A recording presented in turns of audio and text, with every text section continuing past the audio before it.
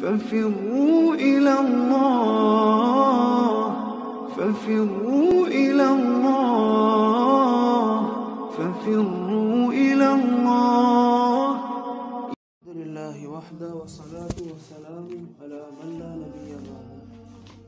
أما بعد، أعوذ بالله السميع العليم من الشيطان الرجيم من همزه ونفخه ونفثه. بسم اللہ الرحمن الرحیم. یا ایھا الذین آمنوا، اے ایمان کا دعویٰ کرنے والے، ان تطیعوا الذین کفروا، اگر تم نے ان کفار کافر لوگوں کی فرما برداری اطاعت شروع کر دی کسی بھی معاملات میں، یردوکم علی اعقابکم، تو وہ تمہیں واپس لے جائیں گے تمہاری ایڑیوں کے بل، واپس تمہیں کفر کی طرف لے جائیں گے. فتنقلبوا خاسرین، اگر ایسا ہو گیا وہ اپنی چال میں کامیاب ہو گئے تو تم بہت خسارہ پانے والوں میں شمار ہو جاؤ گے، بہت بڑا نقصان کر بیٹھو گے اپنا. یہ آیت کا ایک مقصد ہے، وہ یہ ہے کہ جب شکست تو نہیں ہوئی، مسلمانوں کو فتح ہوئی تھی، لیکن مسلمانوں کا غزوہ احد میں اچھا خاصا نقصان ہو گیا تھا. یہ چونکہ اسلام کا بالکل شروع والا دور ہے، چند 1000 بھی نہیں آپ کہہ سکتے جو صحابہ کی تعداد تھی، 2 ہجری کا واقعہ، چند بالکل لوگ تھے، اس میں سے ایک دم 70 لوگ شہید ہو گئے. مدینے میں کوئی گھر ایسا نہیں تھا، ہر گھر میں کوئی نہ کوئی لاش موجود تھی، ہر گھر میں کوئی نہ کوئی بیان کرنے والا، صفِ ماتم بچھی ہوئی ہے، بہت نقصان ہوا ہے. تو اس موقع کو کفار نے، ظاہر ہے ایسے موقعوں پر تو ان کے پاس موقع ہوتا ہے کہ وہ کیش کروائیں کسی طریقے سے. یہودی بھی مسلمانوں میں موجود تھے، اسلام کا لبادہ اور کر منافقین، تو انہوں نے بڑا بہترین موقع سمجھا کیش کروانے کے لیے. مسلمانوں کے دلوں میں وسوسے ڈالے کہ دیکھا نا تم بڑی باتیں کر رہے تھے، غزوہ بدر میں ہمارے پاس فرشتے نازل ہوتے ہیں 1000 3000 5000 کہ فرشتوں نے ہماری مدد کروائی ہے، چلو غزوہ بدر میں تو تم جیت گئے، اب غزوہ احد میں کہاں ہیں تمہارے فرشتے؟ وہ تمہارا اللہ جو تم کہتے ہو کہ اللہ ہماری مدد کرتا ہے، تمہارے نبی صلی اللہ علیہ وسلم کے جو دانت ہیں وہ شہید ہو گئے ہیں، اللہ نے اس کی مدد کیوں نہیں کی؟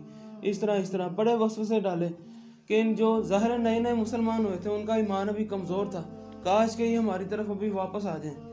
بہت بہترین کفار کے پاس موقع تھا، ان کو اللہ تعالیٰ نے متنبع کیا ہے، کیونکہ پچھلے 2-3 دن 4 دن کے سبق سے لائیو کومنٹری چل رہی ہے غزوہ احد کے حوالے سے، تو ساتھ ساتھ صحابہ کی تربیت بھی ہو رہی ہے کہ جو تم نے اپنا ٹیمپل لوز کر دیا تھا، ڈسپلن لوز کر دیا تھا، تو ایسا نہیں کام چلے گا، ابھی تو بڑی جنگیں آگے آنے والی ہیں، تو ذرا مضبوط ہو، اصولوں پر قائم رہا کرو. جو غلطیاں وہ میں تمہیں بتا رہا ہوں آئندہ نہیں ہونا چاہیے. کفار کی باتوں میں نہ آنا، ایسا تو بھی بہت کچھ ہوگا. بل اللہ مولاکم، اللہ تمہارا مولا ہے، اللہ کو اپنا دوست رکھو، اللہ سے بات کیا کرو، جب کوئی نقصان ہو تو ڈائریکٹ اللہ سے. وہو خیر الناصرین، اور وہ بہت بہترین دوست ہے، کبھی اسے دوستی کر کے تو دیکھو، ہر کام میں تمہارا مددگار ہے، بہترین مددگار ہے. سنلقی، یہ ایک پیشن گوئی ہے، مسلمانوں کو تسلی دی گئی ہے، ان قریب ہم ڈال دیں گے، انڈیل دیں گے، بھر دیں گے، فی قلوب الذین کفروا، کفار کے دلوں میں کیا؟ الرعب، روب، دہشت مسلمانوں کی. اس کی حدیث میں وضاحت موجود ہے. غزوہ احد کے بعد رسول اللہ صلی اللہ علیہ وسلم نے فرمایا کہ اللہ تعالیٰ نے میری مدد کی ہے، 1 مہینے کی مسافت سے کفار کے دل میں میرا روب پڑ جاتا ہے، یعنی کہ مسلمان یہاں سے چلنے لگے، جنگ کی تیاری کی ہے، ابھی دشمن اتنا زیادہ دور ہے کہ 1 مہینے کا سفر موجود ہے، تو وہیں جو کفار لوگ ہیں وہ جھنجھوڑنا شروع ہو جاتے ہیں، لگتا ہے کچھ ہونے والا ہے، آج کچھ بڑا ہوگا، شاید مسلمان حملہ نہ کر دیں. اللہ کی طرف سے دلوں میں رعب ڈل جاتا ہے. یہ اللہ تعالیٰ نے بڑی خصوصی مدد کی ہے، نبی صلی اللہ علیہ وسلم کے لیے بھی ہے، اور یہاں مراد صحابہ ہیں، دونوں کو. کفار کے دلوں میں اللہ تعالیٰ نے پھر ایسا رعب ڈالا کہ ہمیشہ آپ جتنی بھی تاریخ پڑھ کے دیکھ لیں، مسلمانوں کی تعداد ہمیشہ ہی کم ہوتی ہے، بعض اوقات آدھی، بعض اوقات 4 گنا کم ہوتی ہے. یہاں 1000 کا لشکر ہے، سامنے 10,000 کا لشکر، ایسے بھی واقعات ہیں.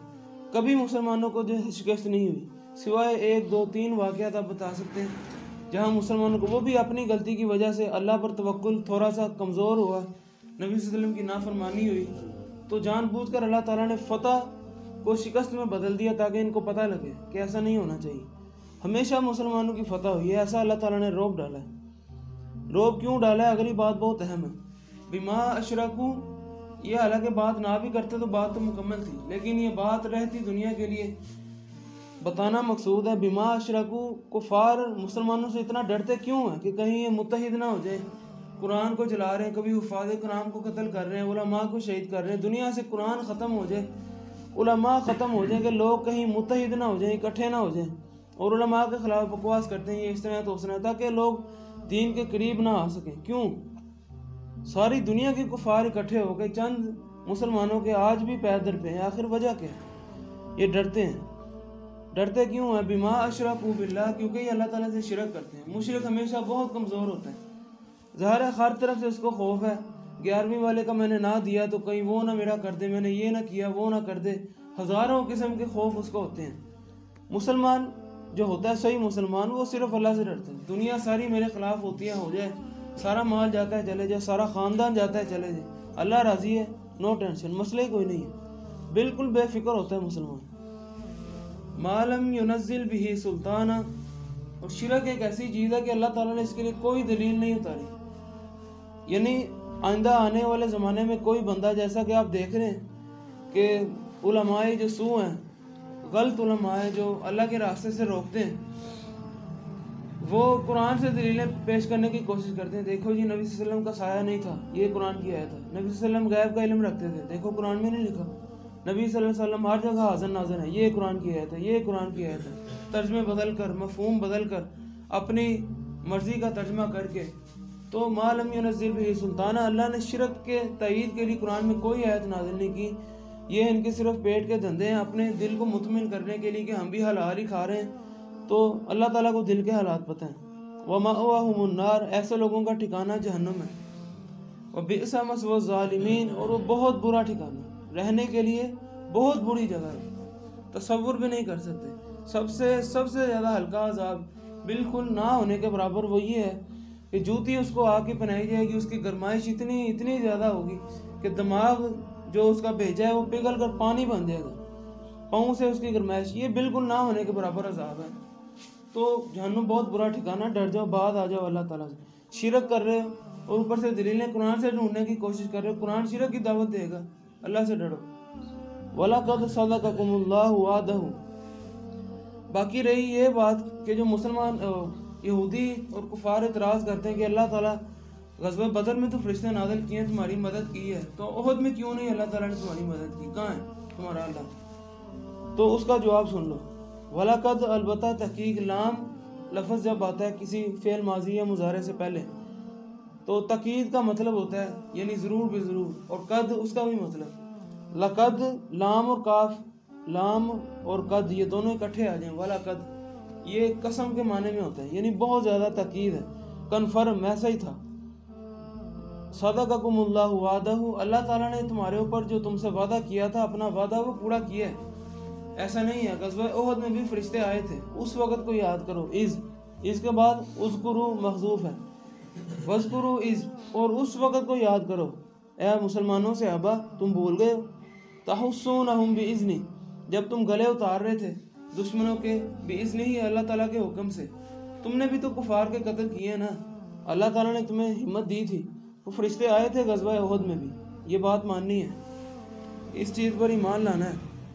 لیکن حتی اذا فشلتم، جب تم پھیل گئے تھے، علیحدہ ہو گئے تھے، انتشار کا شکار ہو گئے تھے، وتنازعتم فی الامر، اور تم نے جھگڑا کرنا جب شروع کر دیا تھا نا اپنے معاملے میں، جب نبی صلی اللہ علیہ وسلم نے تمہیں ایک چوٹی کے اوپر کھڑا کر دیا 50 بندوں کو، ادھر سے ہلنا نہیں ہے، ہماری تکے بوٹیے پرندے اٹھا کے لے جائیں، تم نے یہاں سے نہیں ہلنا، جو مرضی ہو، میں خود آ کے تمہیں لے کے جاؤں گا۔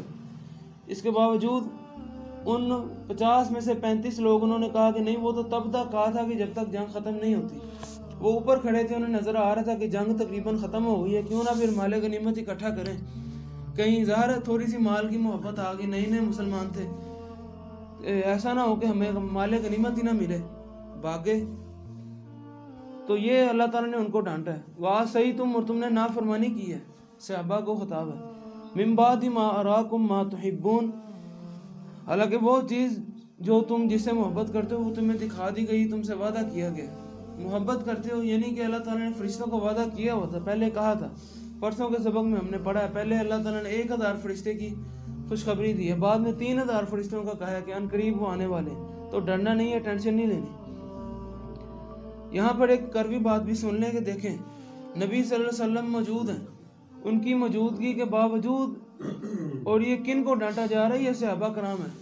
ہماری ہزاروں سال کی بھی اگر زندگی مل جائے، ہم اتنی عبادت کریں کہ پلک جھپکنے کے برابر بھی نافرمانی نہ ہو، ہزاروں سال کی عبادت وہ صحابہ کی ایک رکعت نماز کے بھی مقابلہ نہیں کر سکتی۔ تو یہ ان کو ڈانٹا جا رہا ہے کہ باز آؤ، تم رسول اللہ کی نافرمانی کر رہے ہو، اسی نافرمانی کا نتیجہ ہے کہ میں نے جان بوجھ کر تمہارے جو 70 آدمی وہ شہید کروائے ہیں تاکہ تمہیں لگے پتہ کہ جو نبی نے کہا تھا وہاں سے نہیں ہلنا وہ کیوں ہلے۔ تو نبی صلی اللہ علیہ وسلم کی موجودگی کا بھی انہیں کوئی بینیفٹ اور ڈاؤٹ نہیں ملا، کوئی اللہ عذاب ان کا ہلکا کر دیتا، ڈانٹ کم کر دیتا، کتنا سخت لہجہ۔ تو آج ہم کس امید میں لگے پھر رہے ہیں جی آقا ہماری سفارش کریں گے، جو کچھ ہے ہم آپ کے امت ہی ہیں، کیونکہ ہم آپ کے امت ہی ہیں تو بخشے جائیں گے، سوال ہی نہیں پیدا ہوتا۔ یہ بالکل اپنے ذہن سے نکال دیں۔ نبی صلی اللہ علیہ وسلم کی موجودگی میں صحابہ کو اللہ تعالیٰ نے ڈانٹا ہے، نبی صلی اللہ علیہ وسلم کو اللہ نے ڈانٹا ہے جو ان کی غلطی تھی کہ آپ نے صحابہ کو بد دعا دی تھی۔ اللہ تعالیٰ اپنے معاملات میں بہت سٹرک ہے، بالکل سخت ہے، یہ کرو ورنہ میرا عذاب ہے، بالکل سیدھی دو ٹوک بات ہے، کوئی لچے دار باتیں نہیں ہیں قرآن میں۔ صحابہ کو ڈانٹا جا رہا ہے، منکم من یرید الدنیا، تم میں ایسے بندے تھے جو دنیا کا ارادہ کرتے تھے، مال غنیمت کے لیے نبی صلی اللہ علیہ وسلم کی نافرمانی کی۔ ومنکم من یرید الآخرہ، وہ 15 لوگ وہ ایسے تھے کہ جنہوں نے آخرت کا ارادہ کیا، وہ ڈٹے رہے کہ نہیں ہم یہاں ہی کھڑے ہیں جو مرضی ہو، اور اسی کا نقصان ہوا، 70 صحابہ کرام شہید ہوئے۔ ثم صرفکم عنہم، پھر دشمن کو تم سے پھیر دیا اللہ تعالیٰ نے، لیبتلیکم، تاکہ اللہ تعالیٰ تمہیں آزمائے یا آزمائش میں کامیاب کرے۔ وہی اسی کی وضاحت ہے کہ اللہ تعالیٰ نے روب کیسے ڈالا۔ جب وہ تقریباً جنگ ختم ہونے والی ہے، کفار نے اپنا بدلہ لے لیا، کیونکہ غزوہ بدر میں مسلمانوں نے کفار کی جو قتل کیے تھے سردار وہ 70 تھے، پھر انہوں نے موقع پا کر مسلمانوں کے 70 قتل کر دیے۔ اللہ تعالیٰ نے ایسا روب ڈالا، ایسا روب ڈالا کہ ان کے پاس موقع تھا مزید بھی، مسلمان بہت کمزور تھے، ڈرے ہوئے تھے، دہشت میں تھے کہ وہ مزید بھی کئی 100 مسلمانوں کو قتل کر سکتے تھے، لیکن عجیب ان کے بعد میں ان کے ذہنوں میں اللہ تعالیٰ نے بات ڈالی کہ نہیں بس ہمارا بدلہ پورا ہو گیا، پچھلی دفعہ 70 انہوں نے ہمارے مارے، اس دفعہ ہم نے ان کے 70 مار دیے، حساب ختم ہے، وہ چلے گئے۔ یہ دیکھیں اللہ تعالیٰ نے کیسے، موقع ان کے پاس تھا، مزید بھی قتل کر سکتے تھے۔ یہ اللہ تعالیٰ کی مدد نہیں ہے، سوچنے والی بات ہے۔ اور مدد کس کو کہتے ہیں؟ لیبتلیکم، تاکہ اللہ تعالیٰ تمہیں آزمائش میں کامیاب کرے۔ یہ اگلی بات بہت اہم ہے، قیامت تک آنے والے رافضی بدبخت کتے جو شیعہ ہیں، جو صحابہ کرام کے بارے میں بکواس کرتے ہیں، خاص طور پر غزوہ احد کے حوالے سے اگر کوئی بندہ بکواس کرے گی جی صحابہ کرام مال کے لالچی تھے، تو تم بات کر رہے ہو کہ صحابہ کے نقشے قدم پر چلنا چاہیے، وہ تو مال کے حریص تھے، وہ لالچی تھے، مال غنیمت کے لیے نبی کی نافرمانی کی، یہ ان کے منہ پر اللہ تعالیٰ نے زوردار تمانچہ رسید کیا قیامت تک آنے کے لیے۔ وَلَقَدْ عَفَا عَنْكُمْ، اللہ تعالیٰ نے ان کو معاف کر دیا۔ اب کسی کی ہمت نہیں ہے کوئی بندہ بکواس کر سکے، اللہ تعالیٰ نے معاف کر دیا تو ہم کون ہوتے؟ ایک مدرسے میں استاد پڑھا رہا ہے، اس کو کسی نافرمانی کی ہے شاگرد نے، شاگرد اس کی بات نہیں مان رہا، اب باہر سے کون بندہ دروازہ کھول کے اندر آئے جی میں اس کو مارنا شروع کر دے شاگرد کو، تیرا کیا معاملہ ہے؟ وہ استاد شاگرد کا اپنا معاملہ ہے، استاد اسے خود نمٹ لے گا، اس کو مار لے گا یا معاف کر دے گا۔ باہر سے آنے والا بندہ وہ آئے اور شاگردوں کو مارنا شروع کر دے، تمہیں استاد کی قدر نہیں ہے، تم ہوتے کون ہو کسی دوسرے کے معاملے میں انٹرفیئرنس کرنے والے؟ وَلَقَدْ عَفَا عَنْكُمْ، اللہ تعالیٰ نے ان کو معاف کر دیا، کسی کو اوقات نہیں ہے کہ وہ اس معاملے میں بحث کر سکے۔ بتانے کا مقصد یہ ہے کہ مسلمانوں کو خیال کرنا چاہیے ہم کس بات کی مولی ہیں، ہماری کیا اوقات ہے صحابہ کے آگے۔ صحابہ کو ڈانٹا جا رہا ہے تو ہم خام کہی جی نبی کی امتی ہیں، بخشش ہو جائے گی، نکال دو اپنے ذہن سے۔ وَاللَّهُ ذُو فَضْلٍ عَلَى الْمُؤْمِنِينَ، اللہ تعالیٰ بہت فضل والا ہے مومنوں پر۔ ڈانٹا بھی ہے ساتھ ساتھ، ظاہر ہے قرآن کا یہ انداز ہے پورے قرآن میں، جہاں جہنم کا ذکر ہے ساتھ جنت کا ذکر ہے، ڈانٹا ہے ساتھ ساتھ اللہ نے اپنا فضل بھی بتایا کہ یہ نہیں ہے کہ اللہ تعالیٰ تمہارے اوپر ظلم کر رہا ہے، صرف یہ اپنی غلطیاں یہ ٹھیک کر لو، اللہ تعالیٰ بہت فضل کرے گا انشاءاللہ، اگلی جنگوں میں بہت بڑی بڑی فتح ہونے والی ہے، ایسی بات نہیں ہے۔ آگے بھی ایک خاص واقعے کی طرف اشارہ ہے، اذ تصعدون ولا تلوون علی احد، اس وقت کو بھی یاد کرو جب تم بھاگ رہے تھے اور پہاڑ کے اوپر چڑھ رہے تھے، ولا تلوون علی احد، اتنی تیز تیز بھاگ رہے تھے، اتنی دہشت میں بھاگ رہے تھے کہ کسی بندے نے پیچھے مڑ کے بھی نہیں دیکھا، جب کفار نے حملہ کیا 70 صحابہ شہید ہوئے، افراتفری پھیل گئی، ہر بندہ کوئی ادھر بھاگ رہا ہے، کوئی ادھر بھاگ رہا ہے، ادھر بھاگ رہا ہے۔ رسول اللہ صلی اللہ علیہ وسلم پکاری جا رہے ہیں الیہ عباد اللہ، الیہ عباد اللہ، اوے اللہ کے بندو میری طرف اکٹھے ہو، میری بات سنو، ادھر آؤ۔ افراتفری ایسی پھیلی کہ کسی کان میں آواز نہیں پڑ رہی۔ ادھر سے کفار نے آگے سے حملہ کیا، پیچھے سے مسلمان بالکل سینڈوچ بن گئے، یعنی کہ چکی کے 2 پارٹوں میں پیسے گئے، سمجھ نہیں آ رہی کیا کریں، کدھر جائیں اب۔ رسول اللہ صلی اللہ علیہ وسلم پکار رہے ہیں، سن نہیں رہے، ایسی افراتفری۔ اس تو سیدون، اس وقت کو یاد کرو جب تم بھاگنا شروع ہو گئے تھے۔ ولا تلوون علی احد، ایسا بھاگے کہ کسی نے پیچھے مڑ کے بھی نہیں دیکھا کیا ہو رہا ہے، فٹافٹ۔ والرسول یدعوکم فی اخراکم، تمہارے پیچھے سے رسول تمہیں پکار رہے تھے کہ آؤ میری طرف آؤ، میری بات سنو۔ فاصابکم غمم، اللہ تعالیٰ نے تمہیں غم میں مبتلا کر دیا، ایک غم ہے، غمم بغم، غم کے بعد غم، مسلسل غم دیے۔ ایک تو یہ غم کہ ان کے 70 بندے شہید ہو گئے، پھر صحابہ کو یہ غم کہ افسوس ہونا شروع ہو گیا، آئے ہم نے نبی کی نافرمانی کر دی، وہ 35 لوگ جو نیچے اترے تھے، پھر ان کو بہت غم ہوا، انہوں نے توبہ کی۔ دوسرا پھر یہ غم کہ اچھی خاصی جو فتح ہونے والی جنگ تھی، فتح تو ہو گئی لیکن مسلمانوں کو جو نقصان ہوا ہے، 70 صحابہ شہید ہوئے، غم کے اوپر غم، بہت زیادہ اللہ تعالیٰ نے غم دیے۔ اور اسی وجہ سے کہ کیونکہ صحابہ نے نبی کی نافرمانی وقتی طور پر، صرف وقتی طور پر، یعنی کہ تھوڑے سے وسوسوں کی وجہ سے، لیکن ہے وہ مغفور لہم، ہم ان کے اوپر کوئی طعن و تشریح نہیں کر سکتے۔ یہ کیوں؟ لِكَيْ لَا تَحْزَنُوا عَلَى مَا فَاتَكُمْ۔ ہاں ایک اور غم یہ تھا کہ نبی صلی اللہ علیہ وسلم کے دانت مبارک بھی شہید ہو گئے، اور چوتھے نمبر پر کہ افواہ بھی پھیل گئی کہ نبی صلی اللہ علیہ وسلم شہید ہو گئے۔ اس سے بڑا غم کوئی نہیں ہو سکتا۔ جب یہ ہوا تب وہ بہت زیادہ مسلمانوں نے اپنا ڈسپلن لوز کر دیا، تلواریں پھینک دی، خاص طور پر حضرت عمر، انہوں نے حکم دے دیا کہ پھینک دو تلواریں، اب کوئی فائدہ نہیں، نبی دنیا میں نہیں رہے، ہمارا سپہ سالار ہی ختم ہو گئے، ساری موٹیویشن ختم۔ بہت غم ہے۔ لِكَيْ لَا تَحْزَنُوا عَلَى مَا فَاتَكُمْ، اتنے غم دینے کا مقصد کہ وہ جو 70 مردوں کا غم ہے، مدینے میں بیان ہو رہا تھا اور صف ماتم بچھی ہوئی تھی، تاکہ تم نہ غم کرو عَلَى مَا فَاتَكُمْ، جو تمہارے فوت شدہ لوگ ہیں، وہ اللہ تعالیٰ ذہن سے نکالنا چاہ رہا تھا، وہ بھول جاؤ۔ وَلَا مَا أَصَابَكُمْ، اور جو کچھ تمہیں تکلیفیں پہنچی ہیں اس پر صبر کرو۔ وَاللَّهُ خَبِيرٌ بِمَا تَعْمَلُونَ، اللہ تعالیٰ بہت زیادہ باخبر ہے جو کچھ تم کر رہے ہو، تمہارے سارے عملوں کو اللہ تعالیٰ دیکھ رہا ہے۔ هذا ما عندي والله تعالى أعلم بالصواب۔